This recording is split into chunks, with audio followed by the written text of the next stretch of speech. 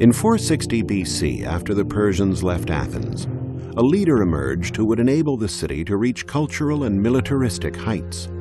His name was Pericles, and he is credited not only with major democratic reforms, but in rebuilding a powerful army and creating some of the greatest monuments of all time. Under Pericles' 30-year rule, the Acropolis the Persians destroyed was rebuilt in a glorious manner. Its principal building was the great Parthenon, but the hill was filled with dozens of smaller temples, each a masterpiece of design and execution.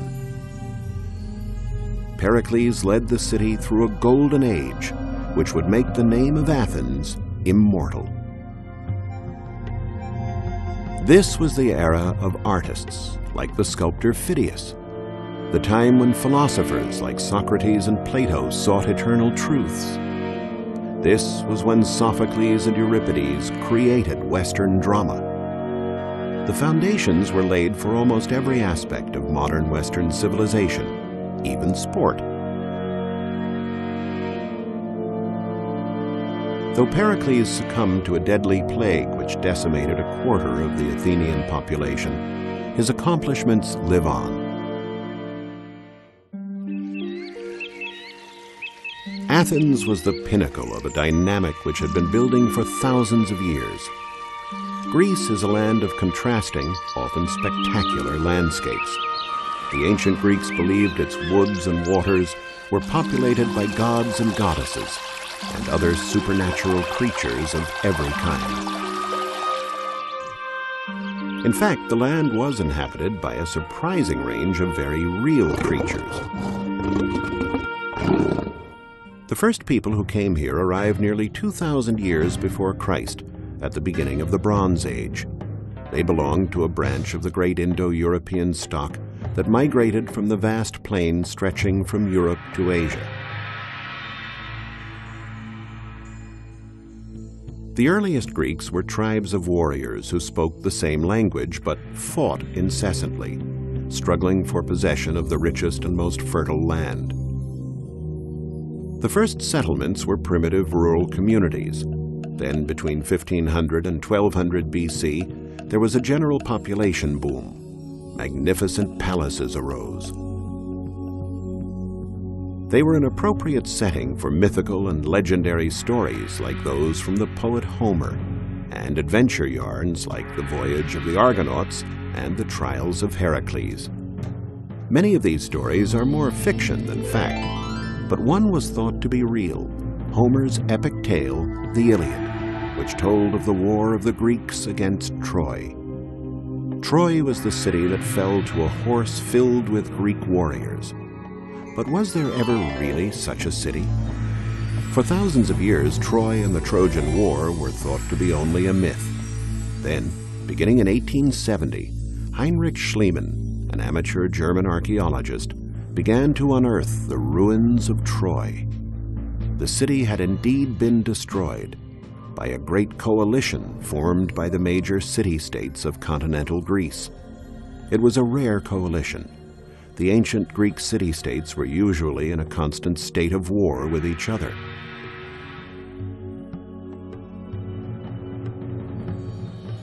By the 5th century BC, there were about 4.5 million Greeks. It was at this time that Athens emerged as the most famous of the city-states. Athens still lives and thrives today. The modern city surrounds the Acropolis and the remains of the ancient city, showing thousands of years of continuous human habitation. Packed with a population of about 5 million people, it is often chaotic and polluted. Still, it is a living link to a vanished ancient world.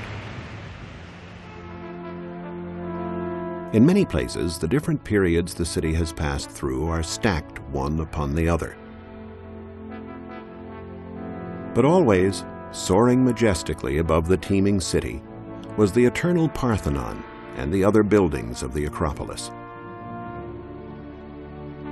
The word Acropolis means the high part of a city, and in fact almost every city in ancient Greece had an Acropolis. Indeed, almost every city began as a settlement atop such a hill.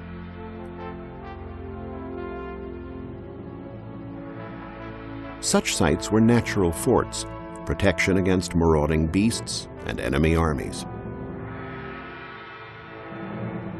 Even as the ancient city grew and spread, the Acropolis was where the most important people lived. The Acropolis was where philosophy was debated and government conducted. Most significantly, the Acropolis was where gods and goddesses were worshipped in mysterious sacred rites. In the Mycenaean period, around 1200 BC, the original huts were replaced by fortifications, which later legends said were built by mythical giants. In 450 BC, the Acropolis took on the architectural appearance that established it as the center of Greek culture.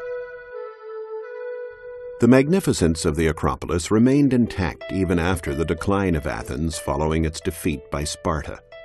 Later, in the 2nd century AD, the Romans added new walls and buildings, like the spectacular theater of Herodes Atticus. During Pericles' lifetime, Athens was at the height of its splendor. Yet even as great political and cultural events were unfolding, citizens could lead a comfortable, enjoyable daily life. Families thrived and people lived together in a period of relative bliss and peace.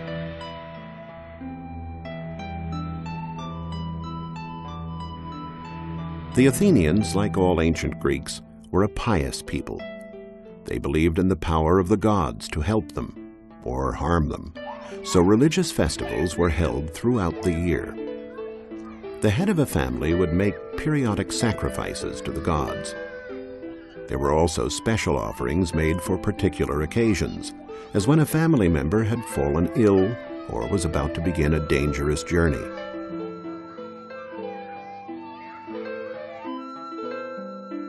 The regular festivals climaxed every 4 years with a great procession to the Acropolis. This was the Pan-Athenia, honoring Athena, the city's protector. All residents, no matter what their rank or occupation, would have been part of the joyous procession. In the ceremony, 2 young virgins would offer the goddess a peplum, a rich gown trimmed with colorful embroidery. The procession would enter the Acropolis through the propylaea, the monumental entrance designed by architect Pericles. In those ancient days, there was a picture gallery with paintings on canvas by Polygnotus and a nude Venus by painter Apelles. All these masterpieces disappeared long ago. After passing the propylaea, worshippers would go to the inner square. Here stood Athena as warrior, Athena Promachos, 25 feet tall with a golden spear and helmet. It is one of the first statues of Athena. On the right, behind the sacred wall of the Temple of Artemis, one would catch a glimpse of the Parthenon, a perspective which survives today. In ancient times, this building held a curious statue, Athena Apteros. Apteros means without wings. The Athenians said her wings had been removed so that the goddess couldn't flee the city. It's the work of architect Pericles, a real marble masterpiece, sculpted during a truce between one of the many battles of Athens and its eternal rival, Sparta. A woman at this time, between 421 and 406 BC, might not have been allowed to enter this building, the Erechtheum, the most sacred temple on the Acropolis. It housed the city's most important relics, including an olive tree said to have been given by Athena. Here also were believed to be the tombs of Erechtheus and Cecrops, mythical founders of the city. And finally, the Palladium, the most venerated image of Athena, a wooden statuette that simply appeared magically one day. Today, the building's most famous feature is this porch of the Caryatids. Defaced by the ravages of time, these images may well have been portraits of women revered for their beauty, who lived and died here over 2,000 years ago. From microscopic paint chips, archaeologists have reconstructed something of their original vitality. Of course, of all the structures on the Acropolis, the Parthenon, dedicated to the goddess Athena Parthenos, remains the most famous. 100 feet wide and 230 feet long, it has 8 columns on the facades and 17 on each side. Construction began in 447 BC, and archaeologists believe it took 15 years to complete. The spotless marble came from nearby quarries and changes color depending on how the light shines on it. The Parthenon survived largely intact until 1687 AD, when a Turkish army used it to store ammunition, and there was a shattering explosion. Though accidents and pillaging have taken their toll, the glory survives. Archaeological reconstruction allows us to see these treasures as they were meant to be seen thousands of years ago. A look at the eastern gable shows scenes of the mythical battle for control of Athens, between the goddess Athena and Poseidon, god of the sea, which, according to mythology, was fought on the Acropolis. Wonderful as the exterior of the Parthenon was, the real meaning of the Parthenon lay inside. The Parthenon celebrated one of Athena's most revered aspects, Athena as virgin. The statue of Athena inside the temple is, by all accounts, one of the most glorious lost treasures of the ancient world. Made of gold and ivory, it was over 40 feet tall. It was so expensive, the cost to build it was enough to outfit 300 warships. Its sculptor, Phidias, was said to have been inspired by the actual presence of the goddess in his studio as he worked. But the exorbitant price so angered the Athenians that Phidias was forced to go into exile for the rest of his life. The statue remained in place until 426 AD. Then an invading army took it to far-off Constantinople, where it was destroyed in a fire which also consumed most of the city. Archaeologists know a lot about it through the so-called statuette of Varvakion, a small reproduction of the Hellenistic period. For countless centuries, Athens and the Acropolis were a beacon for travelers throughout the ancient world. Many were on their way to Delphi, a holy place just northwest of Athens. There was a great temple here dedicated to the god Apollo. Delphi was also the site of a mystic oracle who gave cryptic glimpses of the future. Today, archaeologists experiment with techniques duplicating those available to the ancients, trying to determine just how the marble used at Delphi was brought here and put into place.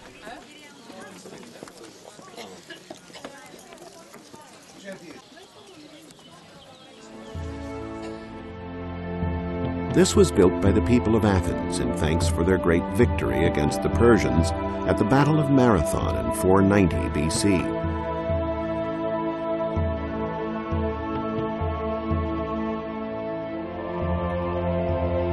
Once these rooms were heaped with shields and spears wrested from the Persians, and devotional statues made of gold and silver. But of course, all these treasures are long gone. Greek women at this time would have visited Delphi, adorned with jewelry and other ornaments. They would have scented themselves with perfume made from herbal extracts like mint, sesame, and cumin, and even worn lipstick. An ordinary day for a family began at dawn. Breakfast for adults and children alike was usually a little bread dipped in wine. As the day went on, the wife would attend to the children and the house, while the husband left for a more public life. Athens offered an almost infinite variety of diversions for a male citizen of the upper classes. Unburdened by regular employment, he could visit and drink with friends, while his wife stayed quietly at home.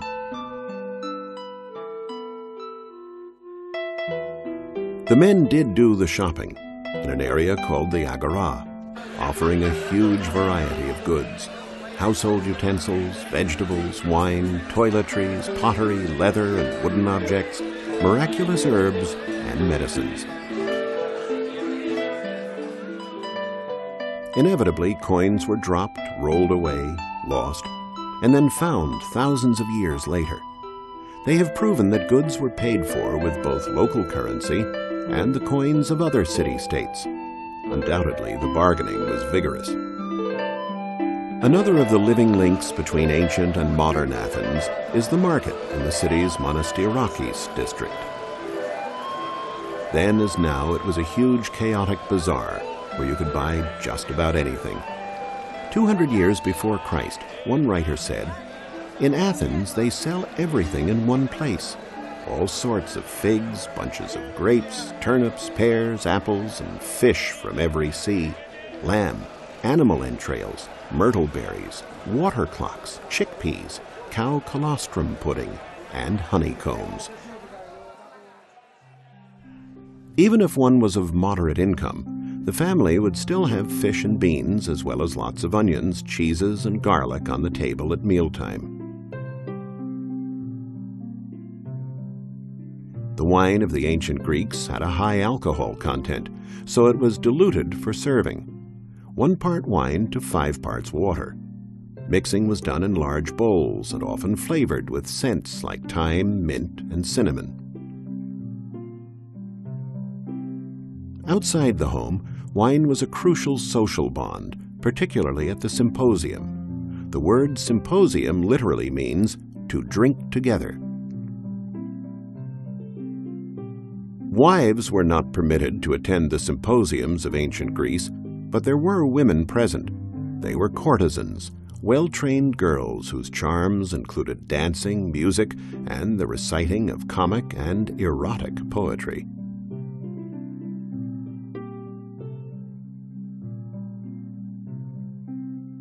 Prostitution was so important in ancient Athens, the great lawgiver Solon included it in his rulings. The trade was concentrated in Kerameikos, a section by the Dipollon Gate, one of the city's most important.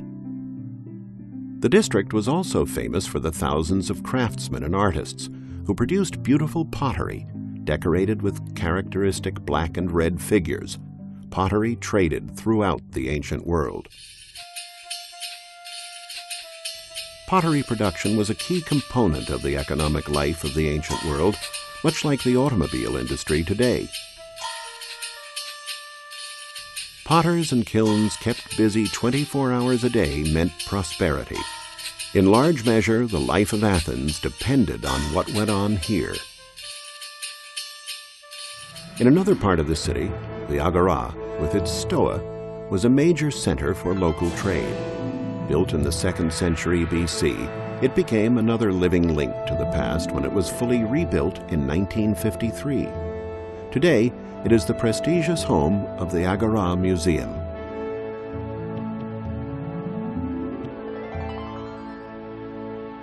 The stoa, a building with great colonnades and stores for retail sales, not only housed a 2-story shopping center, but was also the site where many philosophers of ancient Athens gave their lectures.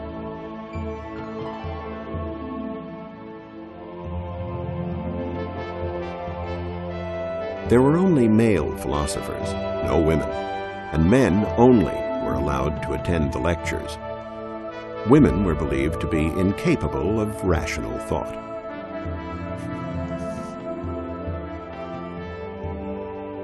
At the center of the Agora stood the Tholos Prytanea, erected during the 5th century BC with a diameter of 60 feet. This is where the Senate of Athens used to gather to debate the issues of the day, what laws to pass, what rival states to ally with, which to fight. Should Socrates be put to death for preaching sedition? The senators were able to continue their sessions into the night because beds were brought in to make their stay more comfortable.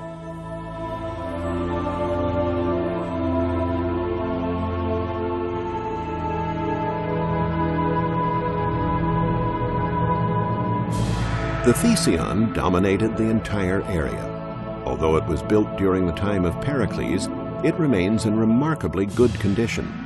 In large part, this is because of its conversion in the 5th century AD into a Christian church dedicated to St. George. It has 6 columns on the facade and 13 on each side. The building's conversion to Christianity did not affect the embellishments celebrating pagan heroes like Theseus and Hercules. There used to be a sacred area dedicated to the most important Greek gods where the subway now passes. The site was considered the center of Athens. All distances were measured from an altar that stood here. Workers building the subway found sparse fragments which, together with contemporary accounts, allowed archaeologists to envision the site as it was then. The altar was surrounded by a low, square wall. Drinking fountains were situated at the 2 entrances to allow visitors to cool down, and a small altar was in the middle. Further on is the Stoa of Zeus Eleutherius, another place where men like Socrates and Plato developed the philosophies which would shape Western thought. Today, city managers are assessing the feasibility of a project to restore the precious ancient site. In a sense, vast reaches of time are condensed in a place like Athens, the bustling present and the distant past coexisting as one. Athens, which survived the Persians and the plague and all the assaults that followed. Athens, the stage for endless human drama, thousands of years connected by the concerns of countless humans, mothers sending their children out into the uncertainties of an ever-changing world. Athens, the city of philosophers and artists, extraordinary people. Athens, favorite of the gods and goddesses. Athens, the favorite of time.